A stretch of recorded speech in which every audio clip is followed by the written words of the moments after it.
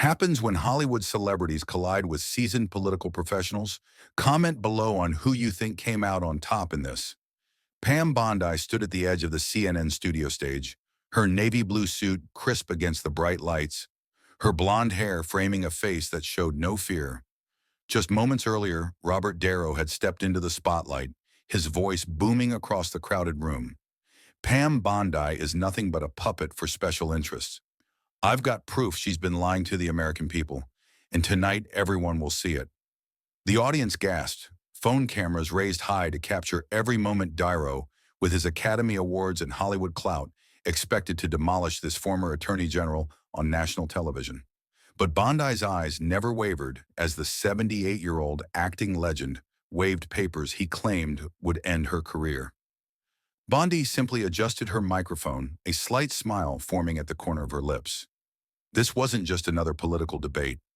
This was about to become the moment where Hollywood arrogance collided with real-world political experience, and only one would walk away unscathed before diving into this incredible showdown. Comment where you're watching from, and don't forget to subscribe so you won't miss our next explosive political story. The CNN studio hummed with tension as Robert De Niro sat center stage, his dark suit impeccably tailored, his expression hard and uncompromising. Like the characters he'd portrayed in The Irishman and Goodfellas, the audience whispered excitedly as moderator Anderson Cooper introduced Academy Award winner and outspoken political activist Robert De Niro. Scattered applause rose from the liberal section of the carefully balanced audience. De Niro nodded slightly, his famous scowl deepening as he leaned toward the microphone.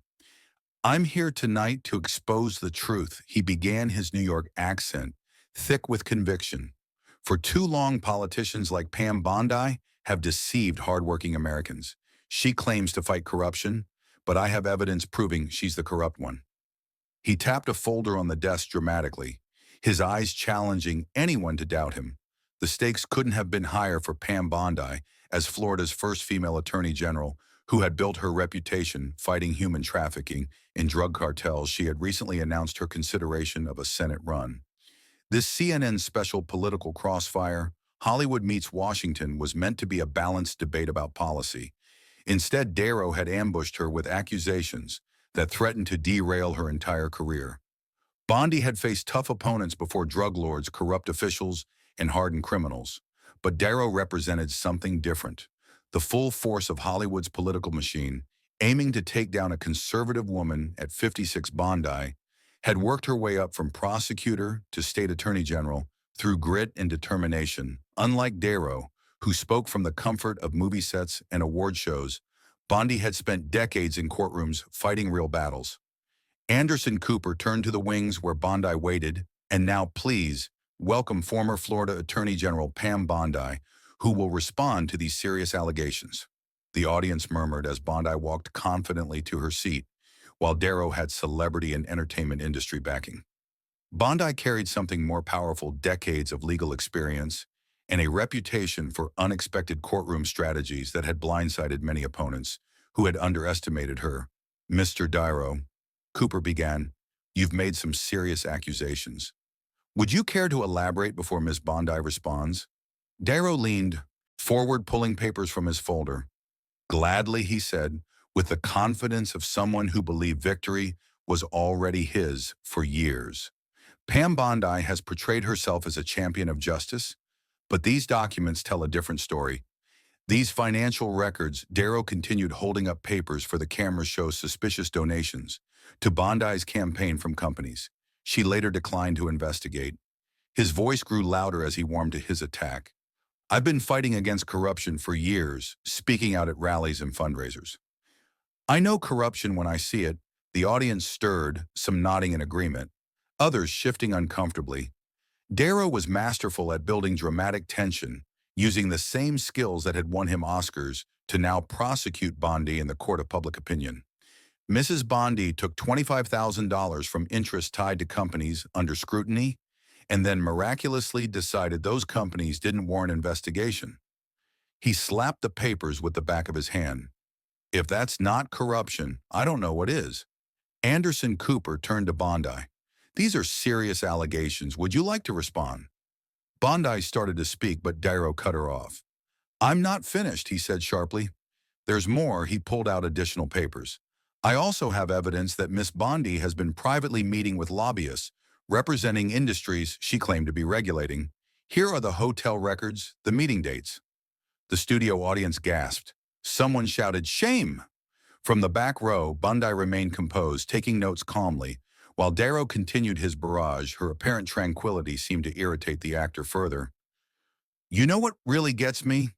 Darrow's voice dropped to a dangerous growl, reminiscent of his most threatening film roles. "It's the hypocrisy standing there, talking about law and order while breaking the public's trust. I've played corrupt characters in movies. I know how they operate. They smile at the camera while stabbing the public in the back." The tension in the room was electric. Cooper tried to intervene. "Mr. Darrow, let's give Miss Bondi a chance to one more thing." Darrow interrupted, pulling out his final piece of evidence. What appeared to be an email printout. This email shows Bondi's office coordinating with donors about which cases to pursue. If that's not smoking gun evidence of corruption, what is the liberal section of the audience burst into applause. Darrow sat back, folding his arms across his chest, a satisfied smile on his face. He had delivered his performance flawlessly, building from suggestion to what seemed like incontrovertible proof. Social media was already exploding with clips of his accusations. Cooper turned to Bondi, whose expression remained unreadable. "Miss Bondi, these are extremely serious allegations with what Mr. Darrow claims is substantial evidence." Your response, a hush fell over the studio. Even Darrow leaned forward, slightly eager to hear her attempt to defend herself against what he believed was an airtight case. Bondi adjusted her microphone calmly. "First, I want to thank CNN for hosting this discussion, and Mr. Darrow, I've enjoyed many of your films over the years. The Intern was particularly charming." Darrow's face registered surprise at her cool demeanor and unexpected compliment. However, Bondi continued, her voice shifting from conversational to razor-sharp in an instant. "I'm not here to audition for a role in your next movie. I'm here to discuss facts." She opened her own folder, methodically arranging several documents. "Before I address these specific allegations, I have a question for Mr. Darrow." She looked directly at him. "Where did you get these supposed documents?" De Niro hesitated. "From reliable sources who are concerned about corruption." I see. Bondi nodded thoughtfully. "And did these reliable sources happen to mention they're currently under federal investigation themselves, or that these documents have been selectively edited?" The room fell silent. Darrow's confidence wavered visibly because Bondi continued, "That context seems rather important, don't you think?" She turned to the audience. "What Mr. Darrow doesn't realize is that I've been working with federal prosecutors for months on an investigation into the very people who supplied him with these manipulated documents." Whispers spread through the audience. The momentum was shifting. Cooper interjected, "Are you saying these documents are fraudulent?" "Ms. Bondi, not entirely fraudulent. Anderson, that's what makes this so insidious. The best deceptions always contain elements of truth." She pulled out her own set of papers. "What I have here are the complete, unedited versions of every document Mr. Darrow just presented." Darrow shifted uncomfortably in his chair. This was not going according to his plan. "Let's take that $25,000 donation he mentioned," Bondi continued. "What Mr. Darrow failed to mention is that my office immediately recognized the potential conflict of interest and referred the entire matter to an independent prosecutor." She slid a document toward Cooper. "Here's the referral letter with the date 3 years ago." Darrow's jaw tightened. He hadn't expected this, as for those suspicious meetings with lobbyists. Bondi continued, gaining momentum. "Those weren't secret at all. They were public hearings required by Florida state law, with full transcripts available online." She held up another document, complete with my questioning of those same lobbyists about regulatory violations. The audience was completely silent now, captivated by the unexpected turn of events, and finally that smoking gun email. Bondi smiled slightly. Mr. Darrow is correct that it's from my office. What he doesn't know is that it was part of a sting operation coordinated with the FBI to catch corrupt influence peddlers." She placed another document on the table. "Here's the operational plan." Signed by the FBI director, Darrow's face had transformed from confident to confused to increasingly concerned as Bondi systematically dismantled each of his accusations. But Bondi wasn't finished, Mr. Niro, she said, her voice now deadly serious. I respect your passion for political causes, but I have to ask, did you verify any of this information before making these accusations on national television? Or did you simply trust that the documents supported what you wanted to believe about me? Darrow's mouth opened, then closed without words. The silence in the studio was deafening.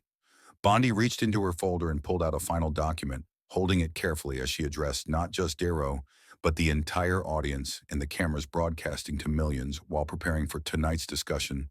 I anticipated that these manipulated documents might surface.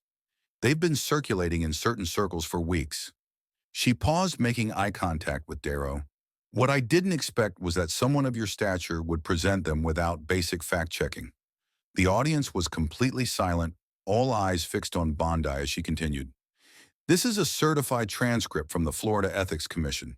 Data just last week, she said, holding up the documents so cameras could zoom in. It completely exonerates me from all of these accusations and identifies the source of these manipulated documents. She placed the document on the table between them and slid it toward Darrow. The commission traced these falsified papers back to a political action committee, Celebrities for Progressive Action, which lists you, Mr. Darrow, as a board member.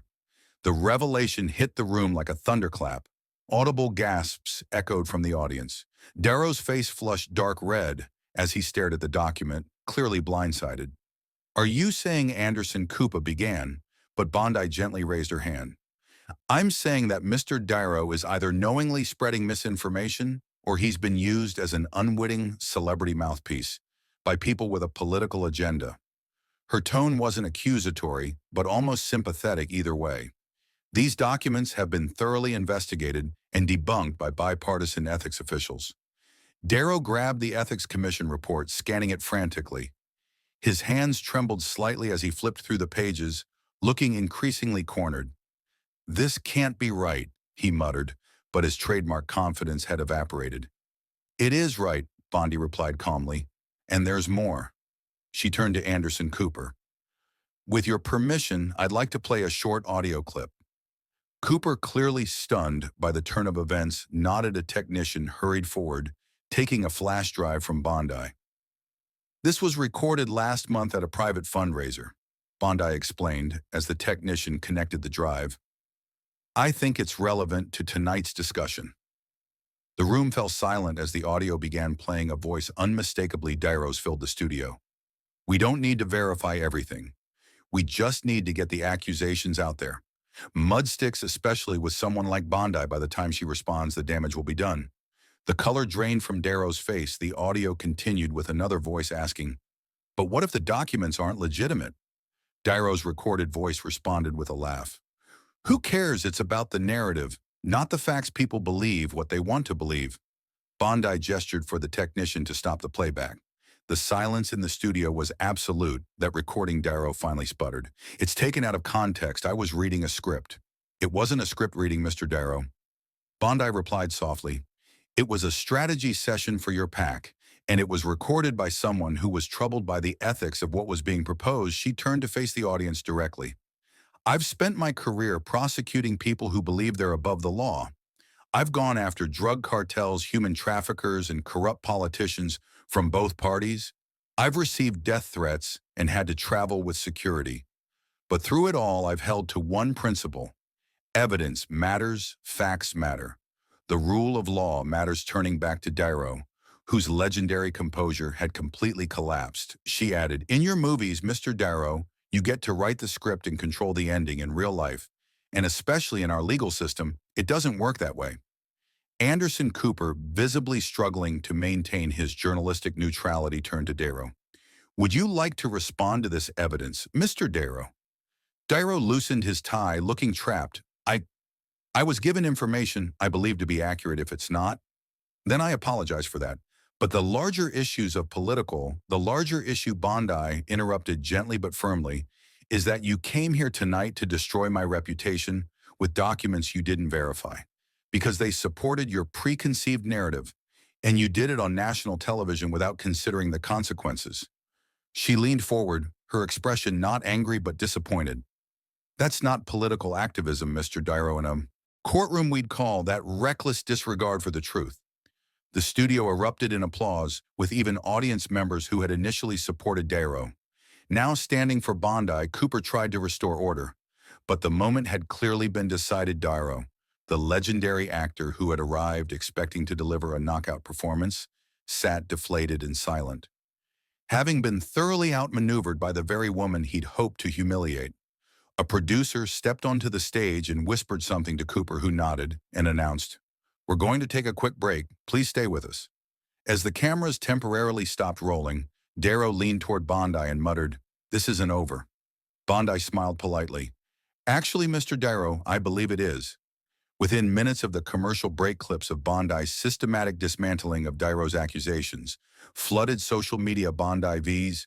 Darrow shot to the top trending position on X, quickly followed by #Facts Matter, and Hollywood humbled. The moment when Bondi played the damning audio recording had already been viewed over 1 million times before the show even returned from its commercial break. Conservative accounts amplified the clip of Darrow's stunned face when Bondi revealed the Ethics Commission report, with comments like, "Watch a real pro at work," and "When Hollywood meets reality."